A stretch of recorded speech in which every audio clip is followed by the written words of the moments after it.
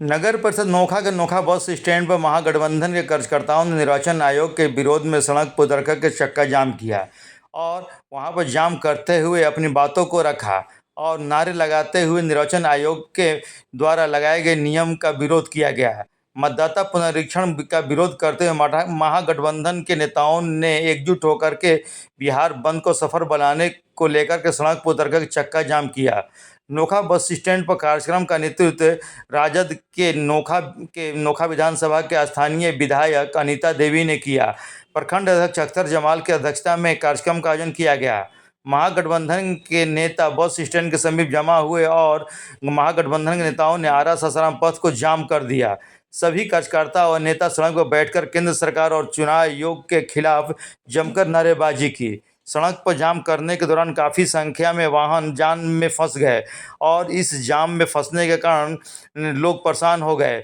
बच्चे भी परेशान दिखाई दिए, वहाँ पर 80 परेशान दिखाई दिए। सड़क जाम के बाद सभी कार्यकर्ता नेता और बैनर पोस्टर लगा कर के झंडे लगा कर के वहाँ पर प्रदर्शन किया। सड़क जाम पर आग जला कर के निर्वाचन आयोग के नियमों का विरोध किया। मौके पर पुलिस पहुंची और सुरक्षा व्यवस्था का जायजा लेते रही।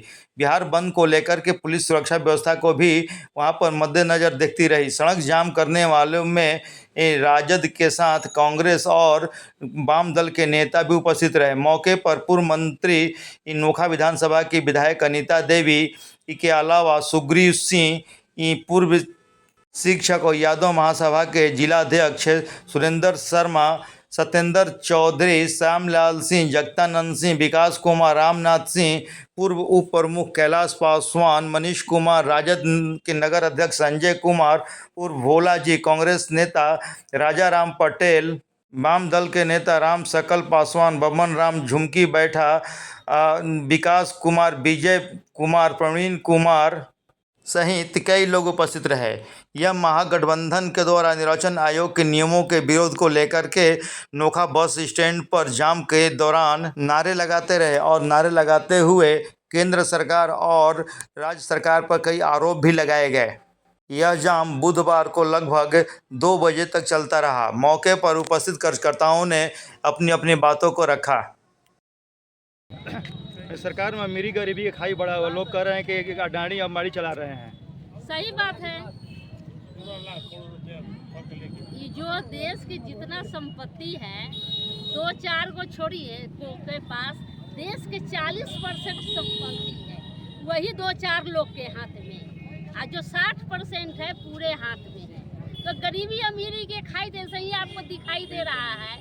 पूरा देश के संपत्ति है 60% और 4 गो के पास है 40% देश का संपत्ति। ऐसे ही अमीरी गरीबी है। यह सरकार है, देखिए यह कह रहे हैं गरीबी मिटाएंगे, ये गरीबी नहीं मिटा रही, यह गरीब को ही मिटा रहे। न गरीब रहेगा न गरीबी आएगी। अभी नौजवान है हमारे, बहुत सारे छात्र स्टूडेंट हैं।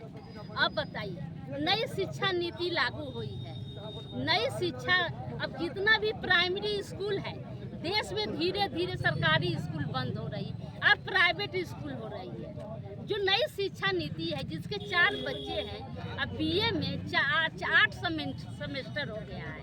हर सेमेस्टर में 3 से 4 हज़ार रुपया लग रहा है। अब गरीब आदमी जिसका 4 बच्चे हैं, जो उस शिक्षा कहाँ से लाएंगे? या धीरे धीरे गरीब को एकदम गरीब कर रही है। गरीब सोच रही है सरकार कि जो गरीब के बच्चे हैं केवल साक्षर बने, शिक्षित नहीं बने। यदि शिक्षित बन जाएंगे, पढ़ लिख लेंगे तो अपना अधिकार मांगेंगे, नौकरी मांगेंगे, रोजी रोटी मांगेंगे। इसलिए नई शिक्षा नीति में जितने भी प्राइमरी स्कूल है धीरे धीरे बंद होगा।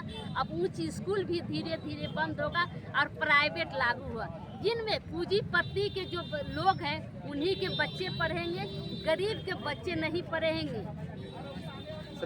सरकारी विभागों में गरीबों को न्याय नहीं मिल रहा है, वहाँ पर लोगों को शोषण किया जा रहा है, जैसा लगातार आरोप है। एकदम है, कहाँ से मिल रहा है? सारा चीज प्राइवेटेशन हो गया है। प्राइवेटेशन में जिनके लोग हैं उन्हीं को नौकरी मिल रही है। गरीब गुरबा के कहाँ नौकरी हो रही है? एगो था आपका आर्मी उर्मी में सारा, वो भी हो गया 4 साल का।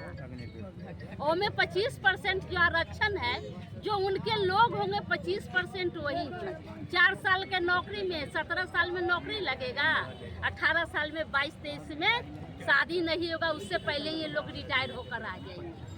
ये तो सारी चीज प्राइवेटेशन है। धीरे धीरे देश के सारे संपत्ति बेच दिया गया है, प्राइवेट हो गया है। तेजस्वी जी कह रहे हैं कि रोजगार हमारे सरकार आने के बाद दी गई है, लेकिन नीतीश कह रहे हैं कि हम दे रहे हैं। तो 17 साल में थे ना, उनको कौन रोका था? जब हम लोग के 17 महीने की सरकार बनी तब न 5 लाख नौकरी मिली। 17 साल में उनको दिए नहीं। अब कह रहे हैं कि जब प्रेशर, जब तेजस्वी जी नौकरी कहे, जैसे मेरी सरकार बनेगी पहली कलम से हम 10 लाख नौकरी देंगे।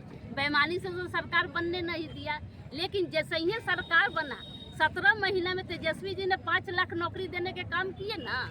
इससे पहले तो 5 से थे ना। 17 साल में तो 1 लाख नौकरी नहीं दिए। तो केवल नीतीश जी अपना बाही लूट रहे हैं। अब कहीं नहीं दे रहे हैं, अब तो नहीं दे रहे हैं। 2024 में लोकसभा का चुनाव हुआ तो नरेंद्र मोदी जी सोए हुए नहीं थे ना। अब जब 2025 में विधानसभा का चुनाव आ रहा है तो वो वोट को लेकर ऐसे ऐसे नियम लागू कर रहे हैं। इस नियम को हम लोग लागू नहीं होने देंगे और ये गरीबों का हक है और अपना वोट का प्रयोग करेंगे ही। और हम लोग अपना वोट देकर और बिहार में हम लोग महागठबंधन का सरकार बनाने का काम करेंगे। और देखिए ये एक कृषि विपणन बाजार नीति लेके आ रहे हैं मोदी सरकार, जो कि 1 जिला 1 खेती, ऐसा हम लोग बिल्कुल नहीं होने देंगे। और वन विभाग अधिनियम 2006 को हम लोग लागू करने का प्रयास करवाएंगे जितना से जल्दी हो सके।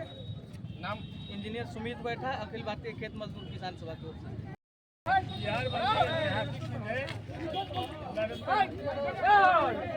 नरेंद्र मोदी और अमित शाह बताए ये जो है डेट ऑफ बर्थ मांग रहे हैं। 60-70 वर्ष पहले माता पिता मर गए, वही लोग जन्म तिथि लोग नहीं मरवाते थे, लेकिन ओबीसी के 2.5 करोड़ लोगों को छांटे का काम लोग कर रहा है। बिहार के लोग बहुत से प्रदेश में जाकर नौकरी जो करता है, यहाँ कोई है नहीं। 11-12 को जो मांग रहे हैं, तो प्रमाण जो मांग रहे हैं किसी के पास नहीं है। उनका यही है कि तेजस्वी यादव और राहुल गांधी और माले और CPM विकास महागठबंधन जितने भी लोग पार्टी हैं, ये लोग संगठित होकर के एकजुट है और बिहार की जनता एकजुट है। इसको मोदी को और नीतीश कुमार को यहाँ हटाएगी, ठान ली है। हम इसके खिलाफ करते हैं और करते रहेंगे। ये मेरा नाम, मेरा सुरेंद्र शर्मा नाम है, राष्ट्रीय जनता दल का वरिष्ठ कार्यकर्ता हूँ। क्या कहेंगे? बिहार बंद है और तब तक बंद रहेगा जब तक हम गरीबों की आवाज़ को सुना नहीं जाएगा। मोदी सरकार ने गरीबों को हक को मारने के लिए ये नाटक किया है, ये साजिश किया है कि गरीबों को वोट को इतना हम डाटा मांग दें कि गरीब जुटा नहीं पाएंगे, वोट से वंचित रह जाएंगे। गरीब दलित शोषित का सामाजिक न्याय की सरकार नहीं बनेगी। लेकिन बाबा साहब भीमराव अम्बेडकर ने गरीबों को मात्र एक ही अधिकार दिया है, जिसका नाम है मत। अपने स्वेच्छा से गरीब मत देते हैं, इस अधिकार को उन्होंने छीनना चाहता है। मैं तमाम गरीबों से आह्वान करना चाहता हूं कि ये तुम्हारा अधिकार अगर छीन गया तो फिर गरीब का बेटा कहीं लायक रह नहीं जाएगा। हमारी आज़ादी, गरीबों की आज़ादी को छीनना चाहते हैं, न कि ये वोट सुधार कर रहे हैं। अगर इनको वोट में सुधार करना होता तो आज से बिहार की सरकार कपार पर है। आज इन्होंने संशोधन करने का ये वोटर लिस्ट में आवाज दिया है, जो बिल्कुल गलत है। एक गरीब को, किस गरीब के पास उतना बड़ा दस्तावेज होगा जो झुंगी झोपड़ी में बसा है? उसके पास क्या है? हमारी सरकार ने आह्वान किया है, हमारे नेता ने आह्वान किया है कि अगर यही चाल आपको करना है तो आधार कार्ड लागू करो, राशन कार्ड लागू करो। आधार कार्ड का बैंक में हर जगह आधार कार्ड का महत्व होता है, इसमें राशन कार्ड में महत्व होता है, वोटर लिस्ट में क्यों नहीं होगा? ये साजिश के तहत गरीबों को हक छीनने के लिए सामाजिक न्याय के सरकार के बनने के भय से इन्होंने ऐसा राज ऐसा नियम बनाया है। इस नियम का हम लोग घोर विरोध करते हैं और तब तक विरोध करते रहेंगे जब तक गरीबों की आवाज़ नहीं सुनी जाएगी। इसके लिए चाहे हमें अपनी कुर्बानी देनी पड़े, तब पर भी ये तमाम गरीब अपने कुर्बानी देने को लेकिन तैयार हैं। लेकिन बाबा साहब भीमराव अम्बेडकर के दिए हुए बनाए हुए संविधान को हम लोग मिटने नहीं देंगे, दिए हुए अधिकार को हम लोग छोड़ेंगे नहीं। इसलिए मैं कहना चाहता हूँ कि गरीब का हक छीनना तुम बंद करो। अगर गरीब का हक छीनना नहीं होता तो बिहार का चुनाव कपार पर है। देख रहे हैं कि सामाजिक न्याय की सरकार बनने जा रही है। उस परिस्थिति में वोटर लिस्ट पुनरीक्षण का काम लागू करके तमाम गरीबों को इससे वंचित करेंगे और तमाम अमीरों को लेकर अपना सरकार बनाने का साजिश कर रहे हैं। इस साजिश को हम लोग कामयाब नहीं होने देंगे।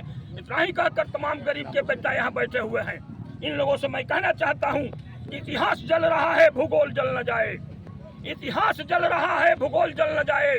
इंसाफ जल रहा है, ईमान जल न जाए। इंसानियत बचा लो, इंसानियत बचा लो, इंसान जल न जाए, इंसान जल न जाए। मेरा नाम श्यामलाल सिंह यादव पड़ेगा, बिहार राज्य राष्ट्रीय जनता दल का सदस्य हूँ।